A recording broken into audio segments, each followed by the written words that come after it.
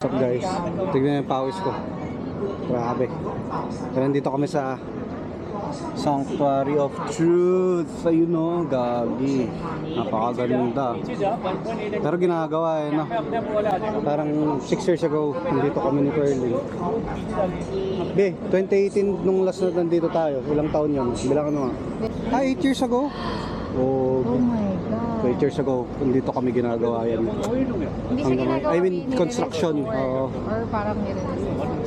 1, 2, 3, dance, dance, dance. Wow! Wow! Gustong gusto ni Alan ng manok eh. O kaya duck.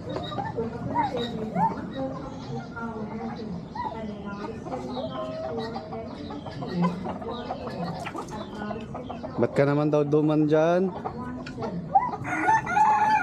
Oh, what's the time of the chicken?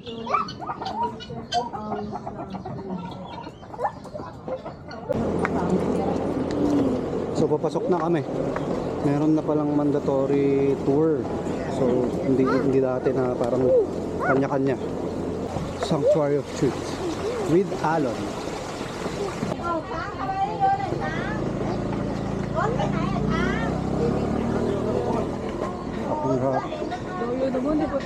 Ay puti din. Alan, dito ka nga lang, wag kang bigil lang dito. Are you good, Alan? Ako guys. So itong helmet naman na to, kahit noon pa. Pero pwede tanggalin mo. Hindi, parang di ba sinabi, tanggalin lang daw, magpipicture and then balik. So ito yung tour, parang 45 minutes. Ganito daw nila ginagawa yung mga kahoy. Parang dito yung pagawaan.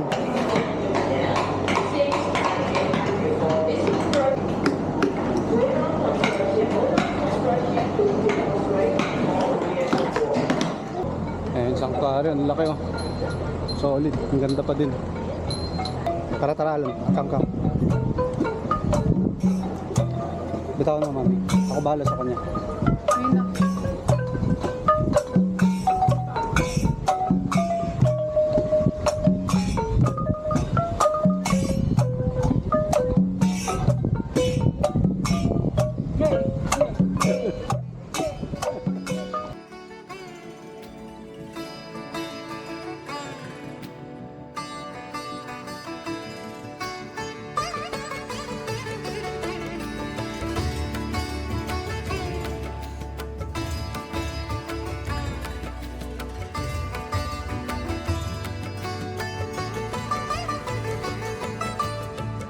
Alan, this is the Sanctuary of Truth. Appear. Appear.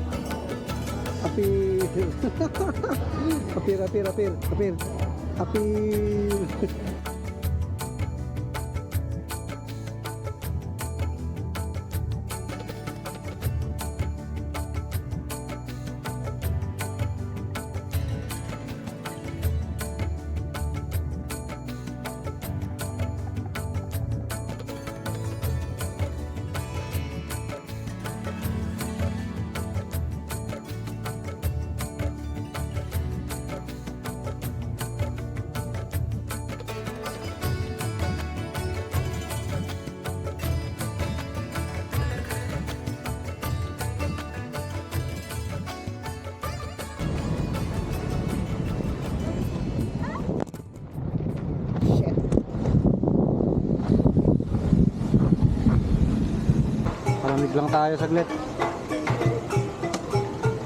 May elepante din dito. Load na elephant. Wow. What? Wow. Meron pang elepante tayo makikita bukas ano. Yan, may mga elepante, pwede din kayo sumakay, pakain, pa-picture, ganyan. So tapos na kami doon, nakakapagod umakyat, grabe, nanginig yung tuhod ko. May mini zoo din dito, mga kambing, maliliit na kabayo, pony, gano'n. Ayan, Sanctuary of Truth. Punta kayo dito. Hanggang ngayon, yung experience stunning pa din. Ang ganda talaga ng pagkakagawa nila. So ayan guys. Pero noorin lang namin si Alan ng manok, saka pabo. Legal moves, peace.